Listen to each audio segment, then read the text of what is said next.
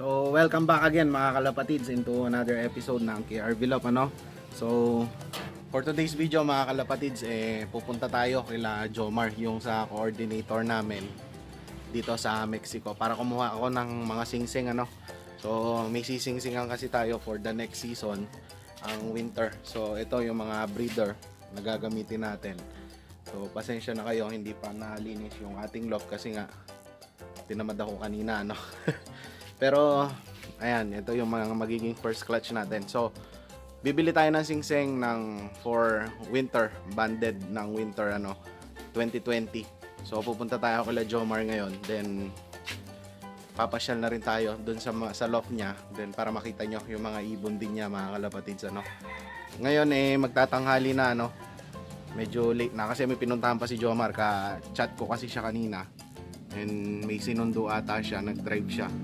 Then nasa bahay na ngayon, Then ayan mga kalapatids, yung ating mga pang summer, naka-relax. So ayan mga kalapatids, ito naman yung mga ating pang south. Mamaya maglo-load tayo ng ibon. Then may fun race mamaya, 2 laps fun race. Ang first lap na bukas sa linggo, Pangil, Laguna. Then second lap is Pagbilao, Quezon. Pero hindi siguro ako mag-e-entry ng ibon. Unang-una kasi is 2 laps lang yon. Hindi ko trip yung 2 laps, Mas gusto ko yung 3 laps mga kalapatids. Pero meron pa namang susunod na 3 laps fun race ang UFC. Baka doon na lang ako mag-entry, So ayan, kompleto pa naman yung mga ibon natin ng pang south, 4. Then yung isa is yung checkered natin ng itlog na. Pinarisan kasi nung isang lalaki dito yung checkered din na isa. Ayan, yung light check, kung mapapansin nyo. Then ayan yung dark check, na may itlog na. So ayan mga kalapatid, samahan nyo ako kila Jomar. Pupuntahan natin siya para kumuha ng singsing for North Derby Race ng 2020. 1 hour later. So ayan mga kalapatids, nandito na tayo kila Jomar. So voice over lang ako ngayon.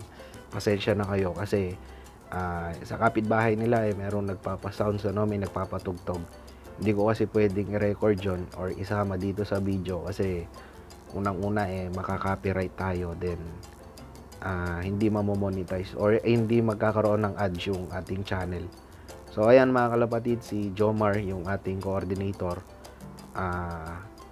Nililista niya yung mga singsing na kukunin ko na mapupunta sa akin.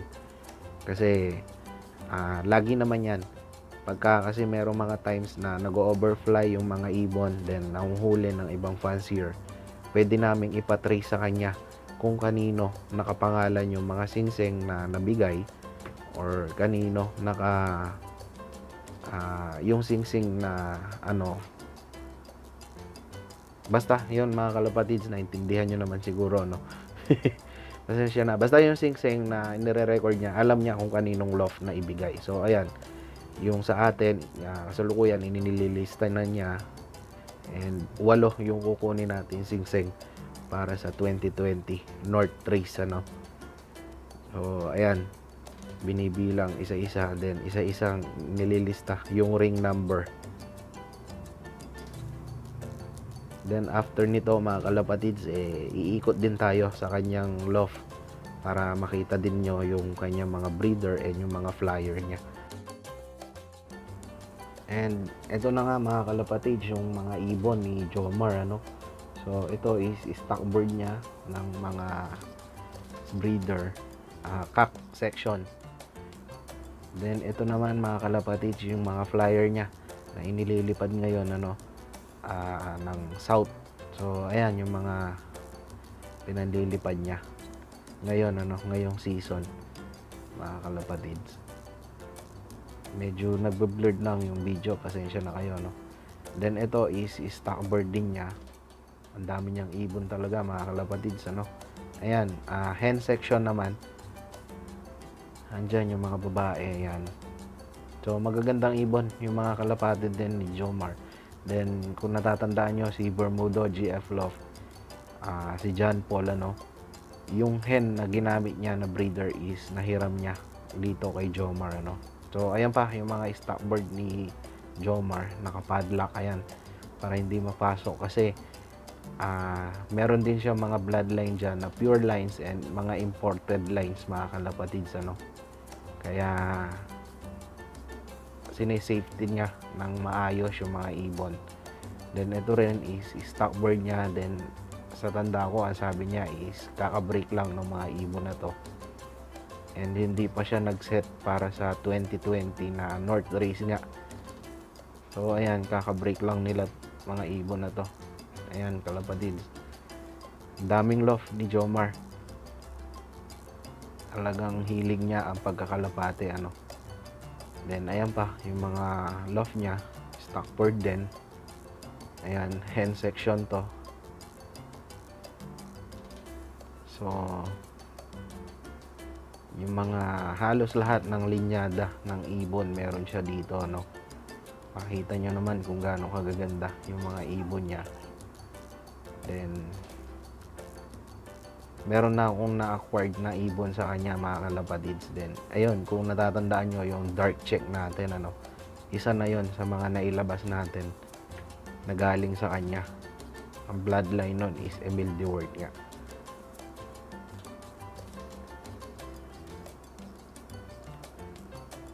One eternity later. So yun mga kalapatids, ano, nakauwi na tayo galing kila Jomar. Nakita nyo naman, pasensya na kayo kasi nag voice over na lang ako dun sa video kasi dun sa kapitbahay nga nila merong nagpapatugtog, may nagpapasounds, kaya hindi ko pwedeng i-record yun, makaka-copyright kasi yung ating video, ano. So ayun, kumuha ako ng 8 singsing para sa 2020 North Race Winter. So preparation na ngayon, kaya kailangan mag-breed na tayo, no. So ang tentative na date kasi ng start ng training ng winter is baka mabilis kasi minadali nila bandang June, baka nag-i-start na kami ng training sa UFC na itong winter. Kasi kung mapapansin nyo, anong nakaraan, kailan lang natapos, ano, so 2 weeks ago doon lang natapos yung karera ng ng winter namin, gawa ng medyo na-delay nga siya. Kaya ngayon medyo minamadali, maagang naglabas ng singsing and maaga ang breeding season para sa winter. So okay lang yon, preparation yan. Kaya ayun, kumuha na ako ng 8 singsing, then supposedly 8 yung ilalaro natin na kalapate sa darating na 2020 North, ano. So June yan magi-start. And sa mga magtatanong pala, mga kalapatids, ano, magkano ba yung singsing sa club namin? So sa amin kasi, mga kalapatids, i-explain ko lang sa inyo, no. Dalawang klase kasi ang singsing ng UFC. Meron kaming tinatawag na 2K, then merong ordinary. So yung ordinary, mga kalapatids, is ordinary as young bird. Young bird lang siya. So pwede mo siyang i-entry ng young bird and old bird category, mga kalapatids. So yung sa mga magtatanong magkano yung ordinary na singsing ng UFC, 100 pesos lang yon, mga kalapatids. Then pagdating ng entryhan, ang entry ng isang ibon sa young bird is 200 pesos. Kung mag-entry ka ng young bird, in total, kasama yung singsing, 300 pesos siya, mga kalapatids. Pero yung singsing muna, yung babayaran mo. Pagka ilalaban mo na, dun mo lang babayaran yung 200. Then, sa old bird category, mga kalapatids, usually, 350 yan. Karamihan sa club, basta old bird category, 350 pesos. Pero sa UFC, pagka young bird yung ibon mo, 200 yung entry ng young bird, 350 yung sa old bird. Then meron kang discount na 50 pesos. Kung i-entry mo parehas, young bird and old bird category, so dalawang category, yung ilalaruan ng ibon, 500 pesos, meron kang discount na 50 pesos, mga kalapatid. So yun, sa mga hindi nakakaalam, usually na entry ng kalapate is 500 pesos, double category na yon. Iba pa yung tinatawag nila na SKO. Meron kasing SKO or knockout, sabi nila. Superset style lang yon. Minsan 300 pesos yon or 500. Basta nagkumpleto ng lapping yung ibon natin or yung ibon nyo, paparty siya or makakakuha siya ng parte dun sa SKO na yon. Then meron din, mga kalapatids, yung off-color category, yung mga grizzle, mga white feather, white flight, yung mga brown, yan. mga off-color na ibon, meron ding dagdag na entry on mga kalapatids. Usually sa amin, sa UFC is 300 pesos yung yung off-color. So, ayun, ordinaryong singseng 100 pesos. Then, yung 2K category naman, ay yung 2K na singseng na sinasabi ko is 300 pesos ang isa mga kalapatids. Pinagkaiba lang niya is meron siyang isang kategory na sasalihan na ilalaro yung tinatawag nga na 2K ano. Yung 2K na yon mga kalapatids, guaranteed na 200,000 yung mapapanalunan mo. And ang style din nun is parang SKO or yung knockout or yung tinatawag na superset. So, pag nakumpleto mo ng lapping, clock lahat yung ibon, walang butas, paparty siya dun sa 200 pesos na yon mga kalapatids. Dun sa singsing na N2K na sinasabi ko, yung 2K nga ano.